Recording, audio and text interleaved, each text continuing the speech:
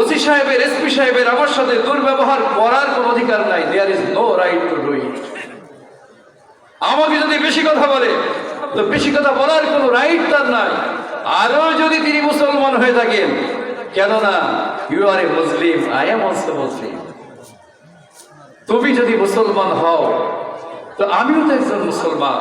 তো আমি যদি অন্যায় করে না থাকি, রাতের আধারে ফোন করে আমাকে বকাবকি শোনানো, হেনস্থা করা, অ্যারেস্ট করানো, এই অধিকার যেমন এই পাড়া প্রতিবেশী গ্রামবাসীর কারো নাই, প্রশাসনিক কোনো কর্মকর্তারও নাই। যদি কেউ এটাকে উপেক্ষা করে আমার প্রতি অবিচার করে, শরিয়াতের ভাষায়, কোরআনের ভাষায়, সূরা আল ইমরানের ভাষায়, তিনি হলো জালেম। আর এই জালেমকে আল্লাহ জাহান্নামে নিক্ষেপ করবে। তাকে সাহায্য করার, সুপারিশ করার কেউ নাই। একথা কে বলেছেন? আমার যালিমিনা মিন আনসার। সুতরাং you have no right to say that। আপনি যাকে তাকে বেশি কথা বলবেন, আমাকে দেখে বেশি কথা বলবেন, কোনো রাইট নাই আপনার, কোনো রাইট নাই। হ্যাঁ, এখন মুসলমানের কথা বললাম, যদি নন মুসলিম হয়, হিন্দু, বৌদ্ধ, খ্রিস্টান, তাও এই স্টেজে বসে, এখানে বসে সূরা নিসার যে আলোচনা আমি করেছিলাম, ওখানে আছে ওয়াবুদুল্লাহ ওয়া লা তুশরিকু বিহি শাইয়্যা ওয়া বিল ওয়ালিদাইনি ইহসানা ওয়া বিদিল কুরবা ওয়াল ইয়াতামা ওয়াল মাসাকিন। এখানে যে সংজ্ঞাগুলো ছিল, ওর মধ্যে নবী বলেছেন প্রতিবেশীর হকের মধ্যে, যদি কোনো আপনার বাড়ির পাশে, এই গ্রামে, আপনার পাড়ায় যদি একজন নন মুসলিমের বাড়ি হয়, সে আমাদের সকলের কাছে একটা হক পাবে। কয়টা হক পাবে? আলোচনা যদিও করেছিলাম এর আগে, মনে করাই দিই। সে হকটা হলো এই জন্য যে সে মুসলমান না, মুসলমানের হক সে পাবে না। সে আমার আত্মীয় না, আত্মীয়র হক সে পাবে না। কিন্তু সে এই গ্রামের বাসিন্দা, এই মহল্লার বাসিন্দা, আমার পাশের দোকানদার, আমার পাশের বাড়িওয়ালা, এই জন্য সে আমার কাছে একটা হক পাবে। বলুন সুবহানাল্লাহ। এটাই ইসলাম, এটাই ইসলাম। সুতরাং আমাকে, মুসলমানকে দূরে থাক, একজন নন মুসলিমকে আপনার ইচ্ছা হলো তাকে আপনি হাই হ্যালো বলে ধরাই নিয়ে যাবেন, হাই হ্যালো বলে নির্যাতন করবেন, তার সম্পদ লুণ্ঠন করবেন, কোনো অধিকার নাই। হ্যাঁ, করতে পারেন যদি আপনার পিঠের চামড়া মোটা করতে পারেন, যে না, দুনিয়াতে ভোগ করে যাই, জাহান্নামে আল্লাহ ফেলায় ফেলুন, একটু জল বইতো, এমন মানসিকতা নিয়ে, মানসিকতা যারা পোষণ করেন, তো আমি তাদেরকে আর কি বলবো, তাদেরকে আমি আল্লাহর উপরে ছেড়ে দিলাম। চলে যাই সামনের আয়াতে, রব্বানা ইন্নাকা মান তুদখিলিন নার ফাকাদ আখযাইতা ওয়া মা লিয-যালিমিনা মিন আনসার। চলে আসলাম 193 নম্বর আয়াত, রব্বানা ইন্নানা সামি'না মুনাদিয়ান ইউনাদি লিল ঈমান আন আমিনু বিরাব্বিকুম ফাআমান্না রব্বানা ফাগফির লানা যুনুবানা ওয়া কাফফির আন্না সাইয়্যাতিনা ওয়া তাওফানা মা'আল আবরার। ওলামায়ে কেরামকে বলা হয় নায়েবে নবী। শুনেছেন কথাটা আপনারা? ওয়ারাসাতুল আম্বিয়া, আল উলামাউ ওয়ারাসাতুল আম্বিয়া।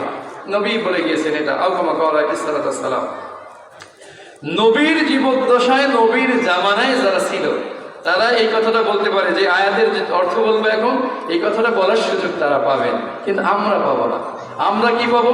আমরা আল্লাহর কাছে বলতে পাবো, আয় আল্লাহ, আমরা নায়েবে নবীদের কাছে শুনে আমরা ঈমান এনেছি।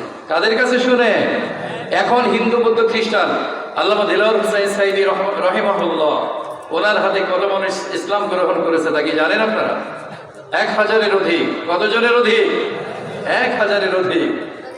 ওনার দাফনের পরে বলে 1 দিন বা 2 দিন পরেই শুক্রবার ছিল। আমি আমার ঢাকায় যে মসজিদে 28 বছর যাবত জুমার নামাজ পড়ি, আপনাদেরকে বলি, আমার সভাপতি মহোদয়, তিনি আওয়ামী লীগের বড় একজন নেতা ওখানকার, মুতওয়াল্লি যিনি, জন্মসূত্রে ওনার প্রথম বাবা ছিলেন, বাবাকে পেয়েছি, এরপরে ওনার ভাই আসলেন, ভাইয়ের ইন্তেকাল হলো, এরপরে ওনার ছোট ভাই মুতওয়াল্লি হিসাবে আছে, তিনি আওয়ামী লীগ করেন, কেশিয়ার সাহেব, সেক্রেটারি, সহকারী সেক্রেটারি সহ সকলেই।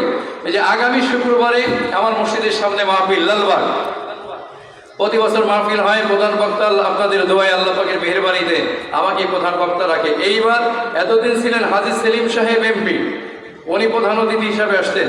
এইবার তো ওনার ছেলে হলে এমপি, সুলাইমান সেলিম, আপনারা জানেন ওনার ছেলে এবার এমপি হয়েছে। তো আমি কার্ডে দেখলাম হাজী সেলিম মহোদয়কেও দাওয়াত দেওয়া হয়েছে, সাবেক এমপি মহোদয়কেও দাওয়াত দেওয়া হয়েছে, আবার ওনার ছেলে বর্তমান রানিং এমপিকে দাওয়াত দেওয়া হয়েছে। তা আমি আমার মসজিদ কোন এলাকায় এবার বোঝেন আপনি? আমার মসজিদে আল্লামা দিলওয়ার হোসেন সাইদী রহমতুল্লাহি আলাইহির ইন্তেকালের পরে আমি বলেছিলাম, পৃথিবী থেকে এমন একটা নক্ষত্রকে আমরা হারালাম যার সমকক্ষ পৃথিবীতে আরেকজন ফিরে আসবে কিনা যথেষ্ট সন্দেহ আছে। আপনারা মনে করতে পারেন হয়তো আমার বাড়ির লড়াই এই জন্য আস্তে করে চান্সে বলে বোধহয় চলে যাচ্ছি।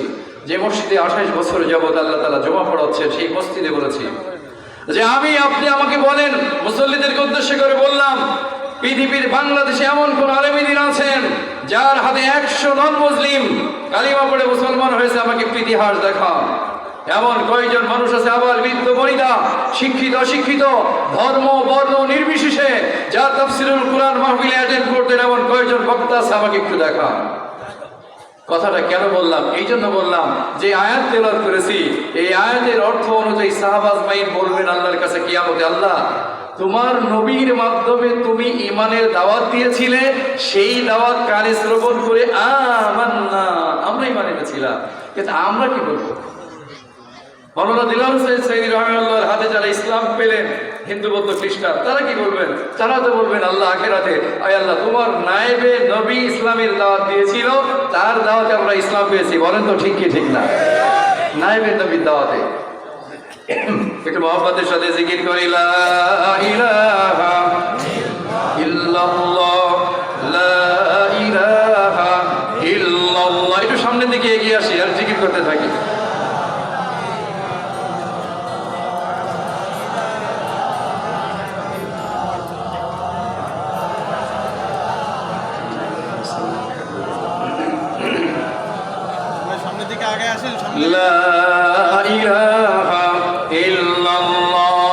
পিছনে অনেক মানুষ দাঁড়িয়ে আছেন, আপনারা একটু তাকিয়ে দেখেন।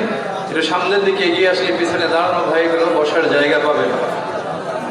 মহিলা প্যান্ডেলের কাছে, মা বোনদের কাছে অনুরোধ করছি, একটু সামনের দিকে এগিয়ে আসলে যারা দাঁড়িয়ে আছেন ইনশাআল্লাহ ওনারা বসার সুযোগ পেয়ে যাবেন। আমি এখন এই আয়াতের তরজমা করি। আসুন 193 নম্বর আয়াত, সূরা আলে ইমরান। রব্বানা ইন্নানা সামি'না, রব্বানা এটা ইমানদারদের বৈশিষ্ট্য, ও আমাদের রব, আমাদের মালিক, ইন্নানা নিশ্চয় আমরা শ্রবণ করেছি। কি শ্রবণ? ইন্নানা সামি'না, নিশ্চয় আমরা শ্রবণ করেছি। কি শ্রবণ করেছি? বলে মুনাদিয়া ইউনাদি লিল ঈমান, ঈমানের দিকে আহ্বান করতে একজন আহ্বানকারীকে আমরা শ্রবণ করেছি, তিনি ঈমানের দাওয়াত দিয়েছেন। একটু জানতে চাই, বলুন তো আমার নবীর পরে যখন আল্লাহ তাআলা বললেন ফাসদা বিমা তুমার ওয়া আরিদ আনিল মুশরিকিন, আমার আল্লাহ বললেন ওয়া আনজির আশীরাতাকাল আকরাবিন, আমার আল্লাহ বললেন ইয়া আইয়ুহাল মুদাসসির কুম ফাআনজির ওয়া রাব্বাকা ফাকাব্বির। আমার আল্লাহ তাআলা কোরআনুল কারীম নাযিল করার পরে, আমার নবীকে নবুয়তি দান করার পরে আমার আল্লাহ বলেন, ও আমার বন্ধু, ও কম্বল আবৃত আমার বন্ধু, আপনি ওঠেন, দাঁড়ান, মানুষকে সতর্ক করেন। ইয়া আইয়ুহাল মুদাসসির কুম ফাআনজির, আপনি দাঁড়ান, মানুষকে আপনি সতর্ক করেন। ওয়া রাব্বাকা ফাকাব্বির, আপনার রবের বড়ত্বর কথা মানুষের কাছে পৌঁছান। বলো সুবহানাল্লাহ।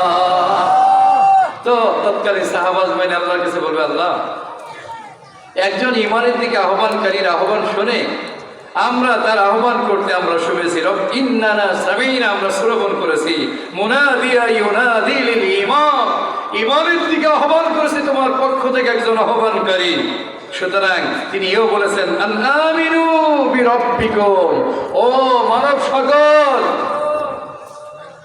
ওলামা ইকরাম, মসজিদের ইমাম সাহেব, মাদ্রাসার হুজুর, যখন থেকে মহল্লায় গান বাজনা হচ্ছে, মহল্লার লোক শরিয়া পরিপন্থী কোনো কাজে ব্যস্ত, দরদ মাখা কণ্ঠে বলে, ও আমার এলাকাবাসী, আমার মুসল্লি ভাইয়েরা, হাতে পায়ে ধরে বলি আপনারা আল্লাহর দিকে ফিরে আসেন। বলেন এরকম বলে কি বলে না?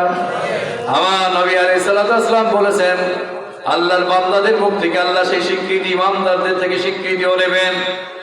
ইমামদাররা কিয়ামতের দিবসে আল্লাহকে জানাবেন, আন আমিনু বিরাব্বিকুম, তোমার ওই বান্দা যে আহ্বান করেছে ঈমানের দিকে, তিনি আহ্বান করেছে, ও মানব সকল, তোমরা তোমাদের রবের উপরে ঈমান আনয়ন করো।